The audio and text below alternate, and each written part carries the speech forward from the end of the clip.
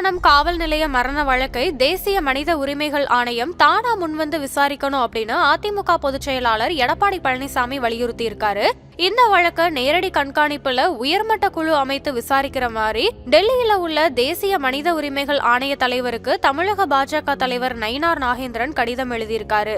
இது குறித்து எடப்பாடி பழனிசாமி வெளியிட்டிருக்கிற அறிக்கையில திருபுவனம் காவல் மரணத்துல உயிரிழந்த அஜித்குமார் பிரேத பரிசோதனை அறிக்கை குறித்த செய்திகள்ல உச்சந்தலை முதல் கால்கள் வரைக்கும் 18 காயங்கள் இருந்ததா தெரிவிக்கப்பட்டிருப்பது அதிர்ச்சி அளிக்கிறதா குறிப்பிட்டிருக்காரு. மேலும் கழுத்து பகுதியில கொடுக்கப்பட்ட பெரும் அழுத்தம் காரணமாகவே உயிரிழப்பு ஏற்பட்டதா சொல்லப்படுது அப்படின்னும் இது முழுக்க முழுக்க காவல்துறையோட அராஜகத்தால நடந்த கொலை அப்படின்னு ஒரு குற்றம் சாட்டியிருக்காரு. ஸ்டாலினோட ஆட்சியில நடந்த 25 காவல் மரணங்களும் அப்பட்டமான மனித உரிமை மீறல் தான் அப்படின்னு சுட்டிக்காட்டிய எடப்பாடி பழனிசாமி இதனை தேசிய மனித உரிமைகள் ஆணையம் விசாரிக்கணும்னு வலியுறுத்தி இருக்காரு. இது தொடர்பா மனித உரிமை ஆணையத்திற்கு நயினார் நாகேந்திரன் எழுதியுள்ள கடிதத்துல இளைஞர் அஜித்குமார் மரண வழக்க விசாரிக்க உயர்மட்ட விசாரணை குழு அமைக்கணும் அப்படின்னு வலியுறுத்தி இருக்காரு.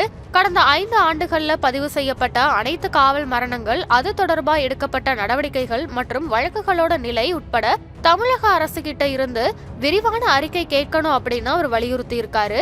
காவல்துறை விசாரணையில மரணமடைந்தவர்களோட அனைத்து குடும்பங்களுக்கும் உரிய இழப்பீடு கிடைப்பதை உறுதி செய்யணும் அப்படின்னு நயினார் நாகேந்திரன் கோரிக்கை விடுத்திருக்காரு.